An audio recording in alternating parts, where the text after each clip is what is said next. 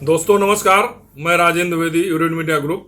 मित्रों, राजस्थान के चुनाव को लेकर आजकल काफ़ी चर्चा हो रही है और इस चर्चा में केवल दो पार्टियों को विशेष रूप से बीजेपी और कांग्रेस की तरफ ही ज़्यादा चर्चा शामिल की जा रही है।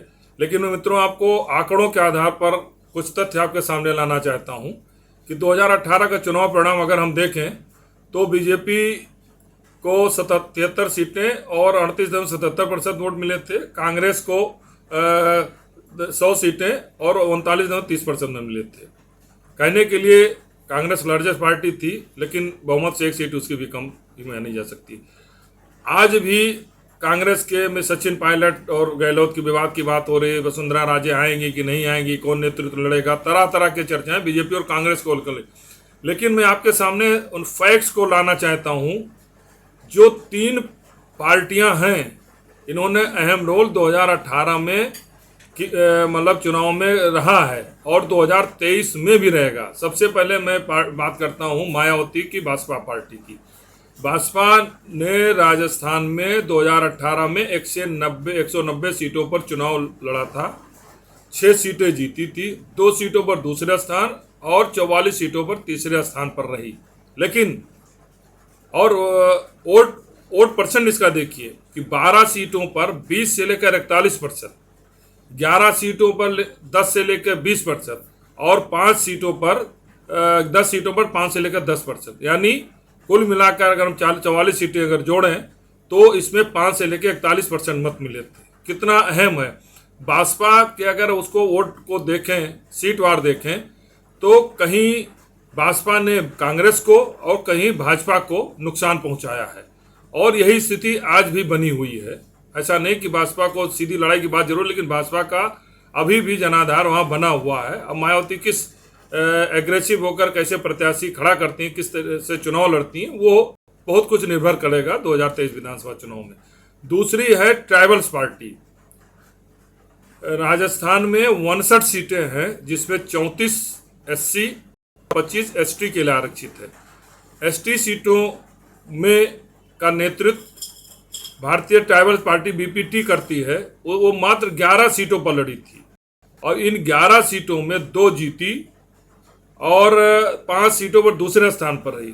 हालांकि सीटें कम लड़ने के कारण 1% से कम वोट मिला, लेकिन इसने भी कांग्रेस 7 सीटों का समीकरण बिगाड़ा है। तीसरी है जाट की पार्टी, राष्ट्रीय लोकतांत्रिक पार्टी RLP, जो 2018 में जिसके नेता हैं हनुमान बेनीवाल, चुनाव लड़ा था और 58 सीटों पर चुनाव लड़े थे। 3 जीते थे, 2 पर दूसरे स्थान और 24 सीटों पर तीसरे स्थान पर रहे। मतलब अगर आप देखें तो 44 सीटें BSP, 24 सीटें राष्ट्रीय RLP और 5 सीटें, ये करीब 70 सीटें हो जाती तीसरे स्थान के, और 2 सीटें और 2 4 और करीब 8 सीटें हो जाती दूसरे स्थान की। बाकी सीटों, जीती हुई सीटों की संख्या तो 11 हो जा रही हैं। वोट परसेंट भी अगर आप जोड़ें तो 8% के आसपास हो जा रहे हैं। बहुत ही महत्वपूर्ण है तीनों दल और इनकी कोई चर्चा। इसलिए भाजपा हो या कांग्रेस, तीनों अंदर खाने में अपने हिसाब से, अपने समीकरण के हिसाब से वार्ता कर रही है। वो जानते हैं कि तीनों दल आज भी राजस्थान में बहुत रिलेवेंट हैं और वो समीकरण बिगाड़ सकते हैं। कहने के लिए राजस्थान में जो 59 सीटें हैं, सुरक्षित सीटें, इनमें कांग्रेस को अधिक सीटें मिली हैं।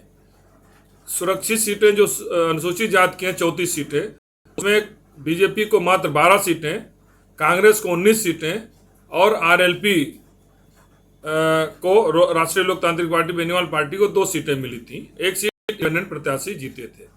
ST सीटों पर भी यही हाल है। 25 सीटों में 12 सीटें कांग्रेस, 9 सीटें BJP, 2 BTP जीती है, भारतीय ट्राइबल पार्टी, और 2 सीटें इंडिपेंडेंट जीते हैं। तो इस तरीके से इन तीनों दलों का बहुत महत्वपूर्ण रोल है। दूसरा एक और है कि पार्टी चुनाव लड़ी थी, लेकिन उसका 2018 में कोई बहुत ज़्यादा महत्व नहीं था।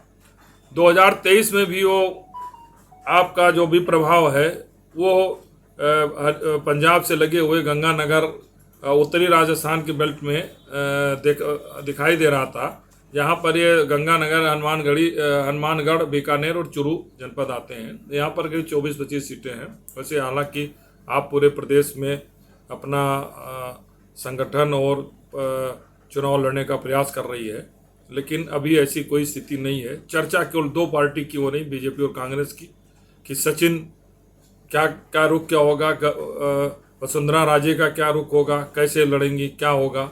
लेकिन मेरा अपना मानना है कि इन तीन राजनीतिक दलों को जो दल, चाहे बीजेपी या कांग्रेस, अपने साथ जोड़ने में सफल रही तो उसे सफल और अप्रत्याशित लाभ मिल सकता है।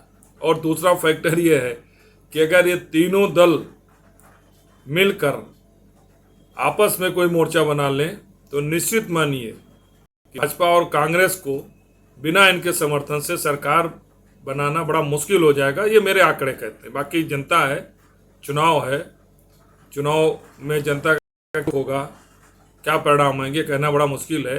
मित्रों, आज यही तक।